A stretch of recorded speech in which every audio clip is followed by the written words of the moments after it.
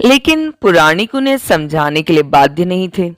यह उनकी इच्छा थी कि वे पुराणों को समझाए या ना समझाए, और जब कभी वे अनुवाद करके समझाते तो पुराणिक बड़ी मेहनत से उन कहानियों को बढ़ा चढ़ाकर या कभी असत्य बातें भी जोड़कर लोगों के सामने प्रस्तुत करते थे, ताकि उनके कथन और व्याख्यान और भी प्रचलित हो सके। ऐसा करना पाप नहीं समझा जाता था, क्योंकि यह इसलिए किया जाता था जिससे एक आम व्यक्ति का ध्यान पवित्र वाणी व देवताओं के नाम और उनके कार्यों की ओर आकर्षित हो सके, जिसके द्वारा सुनने वाले श्रोता कुछ क्षण उनके पास बैठते और उन्हें कुछ भेंट चढ़ाते, बिना किसी विघ्न और श्रोताओं की ओर ध्यान दिए पुराणिक ग्रंथों को पढ़ते जाते थे। श्रोता अपनी मर्जी से वहां आते और जाते थे। श्रोताओं में से जो धार्मिक प्रवृत्ति के लोग थे वे जमीन पर गिरकर पुराणिक व ग्रंथों को साष्टांग प्रणाम करते थे तथा फल फूल मिष्ठान वस्त्र धन इत्यादि भेंट में चढ़ाते थे। ऐसा इसलिए किया जाता था ताकि दानी को पुण्य की प्राप्ति हो सके, और जो पुराणिक इन भेंटों को स्वीकार करते थे वे किसी भी प्रकार से पापी नहीं ठहरते थे। यदि श्रोतागण पुराणिक को कोई भेंट ना दे तो वे उस समस्त पुण्य को खो देते थे जो कि वे भेंट चढ़ाने की प्रक्रिया द्वारा प्राप्त कर सकते थे। यह बिल्कुल आवश्यक नहीं था कि दी गई भेंट बहुमूल्य ही हो। एक मुट्ठी भर चावल या अनाज अथवा कुछ कौड़ियां जो कि 1 पैसे के बदले में मिलती थी, 64 कौड़ियां 1 पैसे के बराबर थी। एक फल या उसकी पत्ती अथवा एक पवित्र वृक्ष की पत्ती की भेंट भी देवताओं को स्वीकार थी। लेकिन भेंट चढ़ाने वाला ये भली भांति जानता था कि वह जितनी भेंट चढ़ाएगा उतनी ही पुण्य कमाएगा, इसलिए हर दानी उदारता से भेंट चढ़ाता था। इस प्रकार सामाजिक स्थानों पर पुराणों को पढ़ने से पुराणिक की सभी आवश्यकताओं की पूर्ति हो जाती थी। मेरे माता पिता का व्यवसाय यही था। हम सब पुराणों को सामाजिक स्थानों पर पढ़ते थे, परंतु उसको देशी भाषा में अनुवाद या उसकी व्याख्या नहीं करते थे। ऐसा माना जाता है कि इन पवित्र ग्रंथों के पढ़ने व सुनने से ही महापुण्य की प्राप्ति होती है, जैसा कि हिंदू मानते हैं। हमें कभी भी जीविकोपार्जन के लिए ना तो भिक्षा मांगनी पड़ी और ना ही कहीं कोई कार्य करना पड़ा। धन और खाद्य पदार्थ की आवश्यकताओं की पूर्ति के बाद जो सामग्री बचती थी वह हमारी तीर्थ यात्रा व ब्राह्मणों को भिक्षा देने के लिए पर्याप्त होती थी। अकाल मृत्यु और आशंकाएं, जीवन इसी प्रकार चलता रहा जब तक कि पिताजी इतने निर्बल नहीं हो गए कि पुराणों के पढ़ने में वे हमारा निर्देशन नहीं कर पाते थे। हम किसी अन्य कार्य को करके अपनी जीविका कमाने योग्य न थे, क्योंकि हमारा पालन पोषण केवल हिंदुओं के पवित्र साहित्य के ज्ञान में हुआ था और हम बाहरी दुनिया से पूरी तरह अनजान थे। हम ना तो दासत्व का कोई कार्य कर सकते थे और ना ही जीविकोपार्जन के लिए भिक्षा मांग सकते थे। हमारे माता पिता के पास कुछ धन था, पर यदि वे इस धन को हमारी धर्मनिरपेक्ष शिक्षा में लगाते तो हम जीवन निर्वाह के लिए कुछ कर पाते, परंतु इसका प्रश्न ही नहीं उठता था। हमारे माता पिता का पवित्र ग्रंथों में गहरा विश्वास था। उन्होंने सदा हमें देवताओं की सहायता लेने के लिए प्रोत्साहित किया। पवित्र ग्रंथों के अनुसार यदि लोग विशेष रीति से देवताओं की उपासना करें, ब्राह्मणों को भिक्षा दे, धार्मिक गीतों व देवताओं के नाम का जाप करें, उपवास व पक्षाताप करें, तो देवी देवता प्रसन्न होकर प्रकट होंगे और अपने उपासकों से बातचीत करेंगे तथा उनकी सभी मनोकामनाएं पूर्ण करेंगे। इसलिए हमने भी अपनी सांसारिक आवश्यकताओं को पूरा करने के लिए यही तरीका अपनाने का निर्णय लिया। अगले 3 वर्षों तक हमने इस धर्म विधि को छोड़ और कुछ नहीं किया। अंत में जो धन हमारे पास बचा था वह भी समाप्त हो गया, परंतु हमारे देवी देवता किसी भी रीति से ना तो प्रसन्न हुए और ना ही हमारी सहायता के लिए आए। हम भूखमरी और अकाल से ग्रस्त हो गए और इस अवस्था का कारण हम स्वयं ही थे। मद्रास महाप्रांत जहाँ हम रहते थे वहां भी अकाल से प्रभावित था।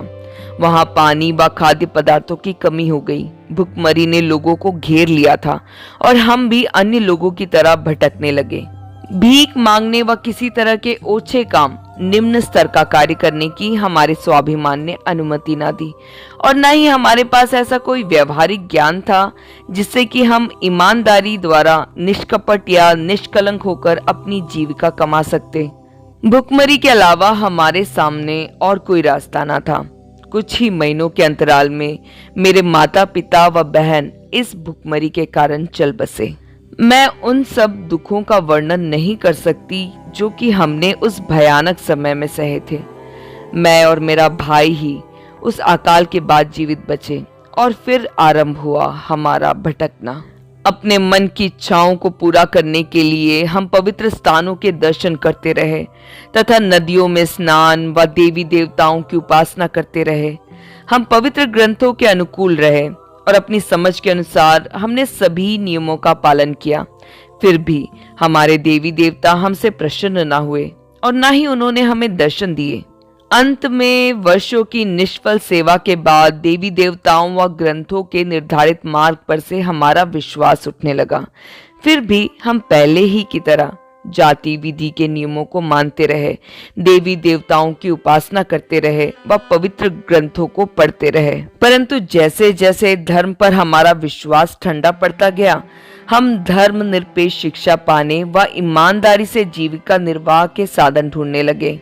माता पिता व बड़ी बहन के देहांत के बाद हम 3 वर्षों तक वे सब काम करते रहे जो हमें आता था, जैसे कि मंदिरों के दर्शन, नदियों में स्नान, तपस्या, देवी देवताओं, वृक्षों व ब्राह्मणों की उपासना इत्यादि। इन वर्षों में हम करीब 4000 मील तक चलते रहे, बिना किसी सुख सुविधाओं के। जो भिक्षा में मिल जाता वह खा लेते, कई बार बिना खाए ही सो जाते। हमारे कपड़े भी यथेष्ट नहीं थे।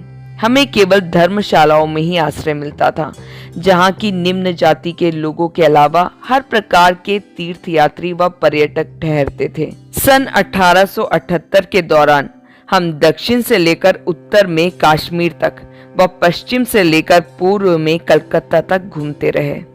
मसीहियत से परिचय। हम कलकत्ता में लगभग 1 वर्ष तक रहे और वहां हमारा विद्वान ब्राह्मणों से परिचय हुआ।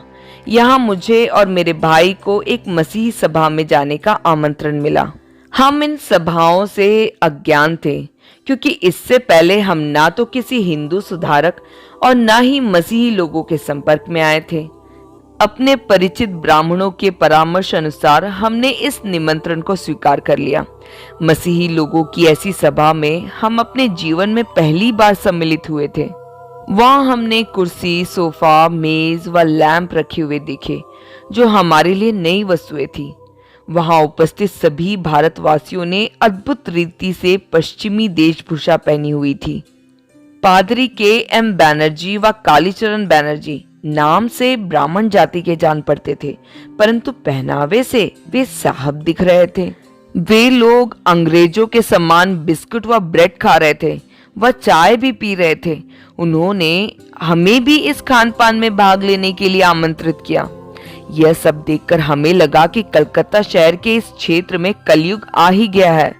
अंधकार और लड़ाई झगड़े का समय था। अधर्म व्याप्त रूप से फैल गया है, इसलिए कुछ अधर्मी ब्राह्मण अंग्रेजों गैर जाति के लोगों के साथ मिलकर खान पान कर रहे हैं।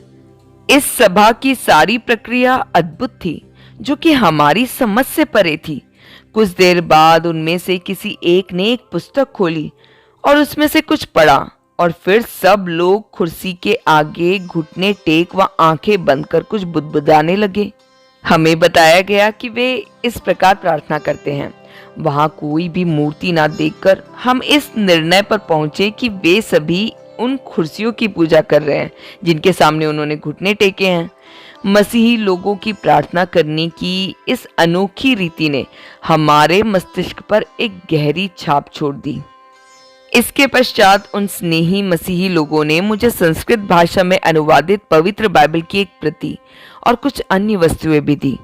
उनमें से 2 प्रतिष्ठित वृद्ध व्यक्ति थे जिन्होंने बाइबल का अनुवाद किया था। मुझे उनके नाम तो याद नहीं, परंतु उन लोगों ने यह प्रार्थना तो अवश्य की होगी कि बाइबल पढ़कर मेरा जीवन परिवर्तित हो जाए।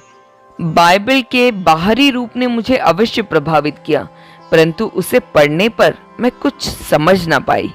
उसकी भाषा व शिक्षा हिंदुओं के संस्कृत साहित्य की भाषा और शिक्षा से बिल्कुल भिन्न थी और मुझे लगा कि उस पुस्तक को पढ़ना समय व्यर्थ करना था, परंतु तब से मैंने उस किताब को अपने से अलग नहीं किया है।